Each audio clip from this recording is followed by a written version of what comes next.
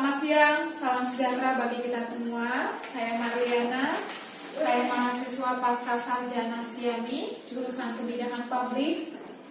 Dalam rangka menyelesaikan tugas kuliah mata kuliah kepemimpinan dengan dosen pengasuh Bapak Dr. Taufan Maulamin SE MAK MM, saya diberi tugas untuk menyampaikan atau presentasikan dengan tema kepemimpinan dan perubahan genre atau generasi penerus.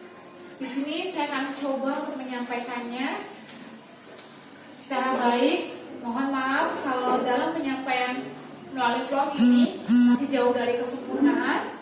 Kiranya harap dimaklumi. Terima kasih. Dulu ya.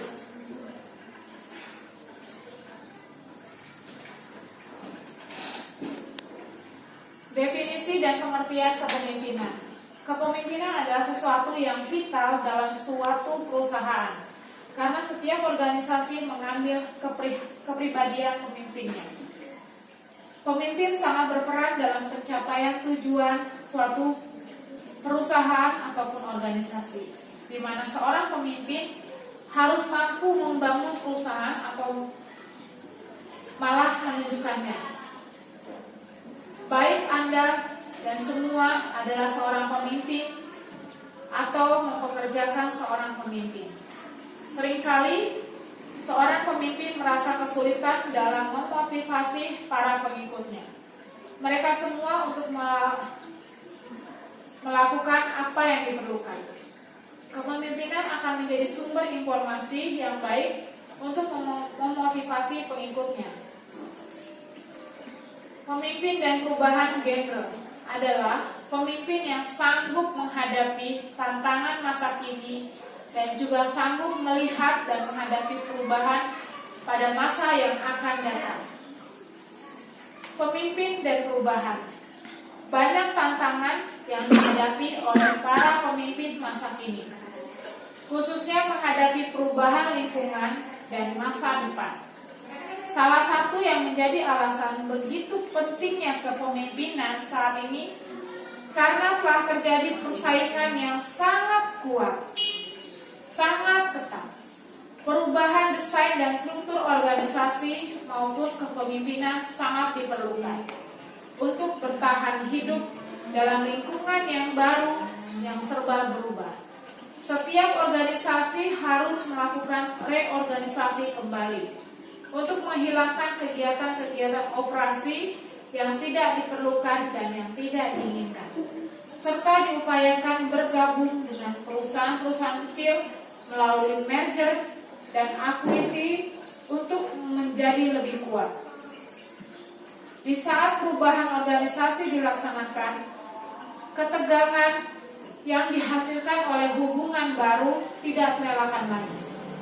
Jadi, sebelum kita bisa melihat bagaimana perubahan dalam organisasi dapat dilakukan, kita harus terlebih dahulu mempertimbangkan beberapa pertanyaan berikut. 1. Apa saja faktor yang mempengaruhi perubahan dalam organisasi? 2. Apa saja jenis-jenis perubahan dalam suatu organisasi? 3. Apa strategi yang dipakai untuk mengelola perubahan dalam suatu organisasi? 4. Bagaimana pemimpin dan manajer berbeda dalam menangani adanya perubahan tersebut.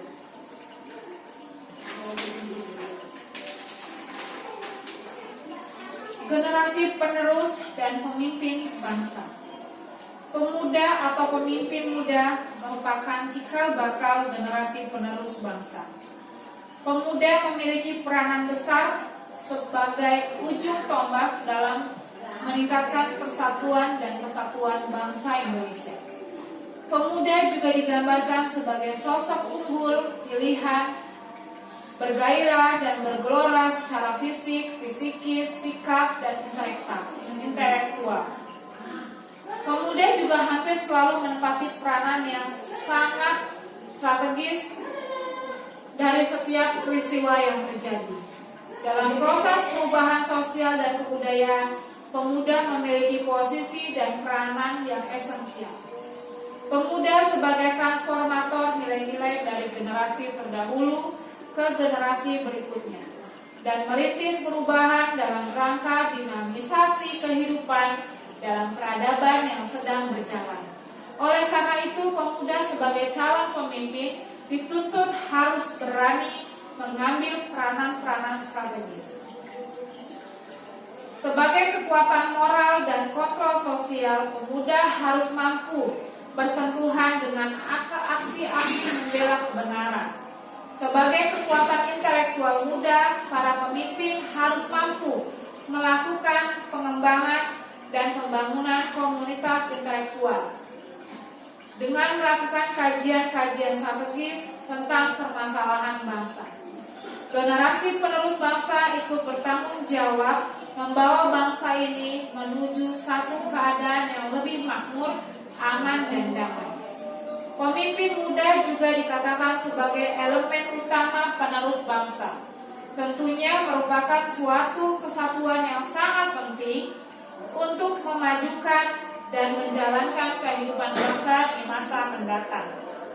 Pemimpin muda juga dikenal sebagai pemikir yang sangat kritis, demokratis, dan konstruktif.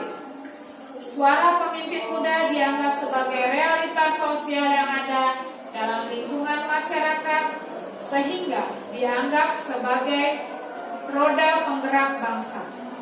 Pemimpin muda sebagai kaum intelektual yang mempunyai visi dan misi yang sangat ideal dalam membangun sebuah bangsa, di mana segala bentuk tingkah laku dan perbuatan didasarkan pada kaidah ilmiah dan menggunakan akal pikiran yang jernih dan komprehensif, walau tidak semua seideal itu.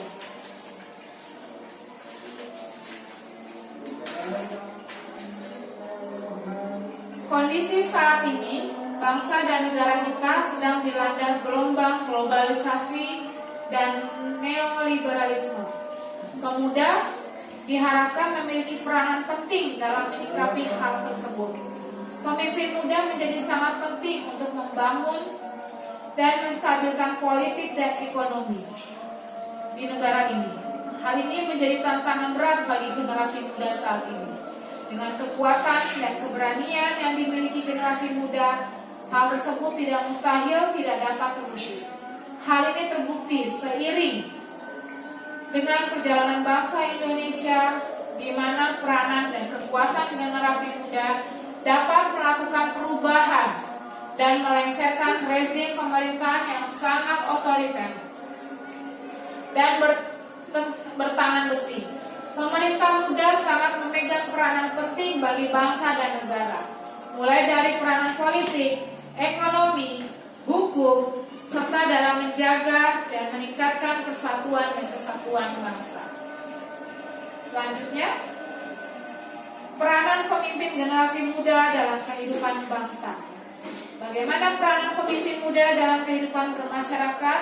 Antara lain, peranan sosial, peranan berupaya menghapuskan praktek-praktek kotor, politik kotor, peran kultural, meliputi kultural dan moral.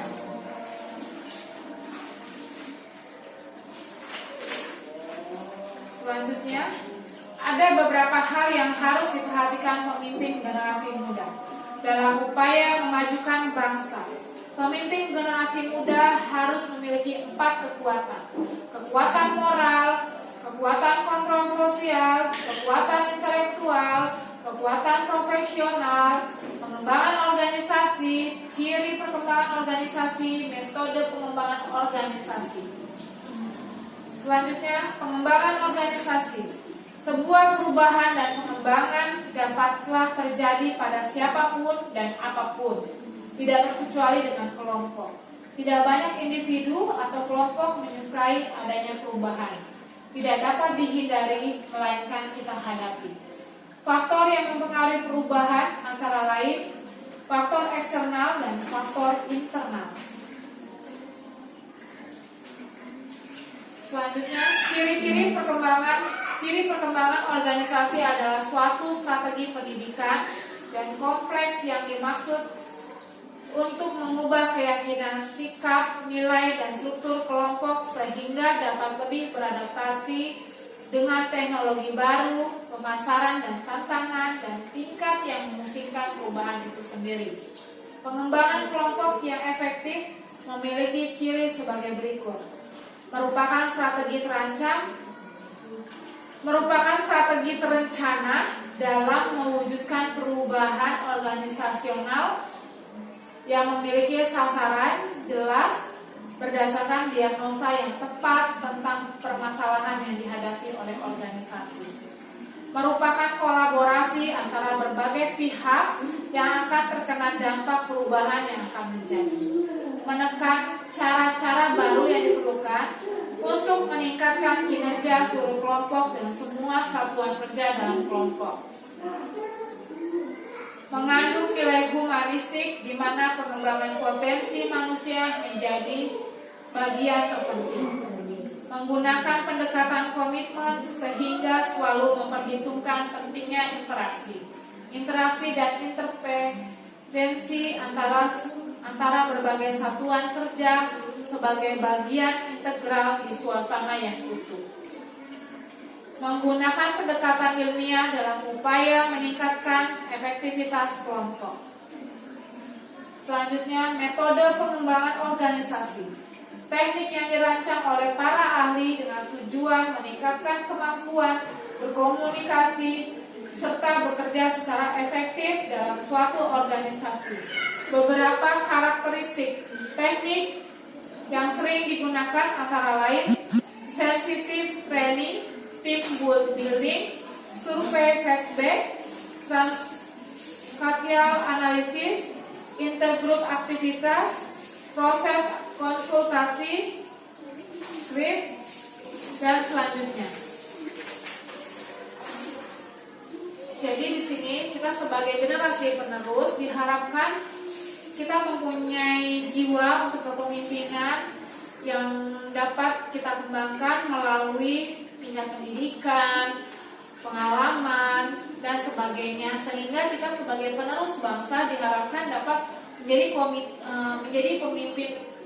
penerus pemimpin yang dapat membawa bangsa ini untuk lebih makmur lagi, untuk lebih sejahtera lagi, sehingga bangsa dan negara kita ini dapat lebih maju lagi dari kondisi saat ini. Begitu juga dengan kita sebagai generasi penerus, tetap semangat, tetap berupaya untuk menjadi pribadi yang lebih baik lagi.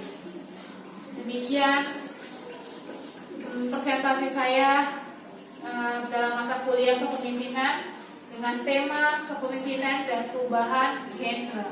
Kiranya dapat bermanfaat bagi semua. Saya juga mohon maaf buat Bapak Taufan dan teman-teman semua kalau tugas saya ini masih jauh dari kesempurnaan.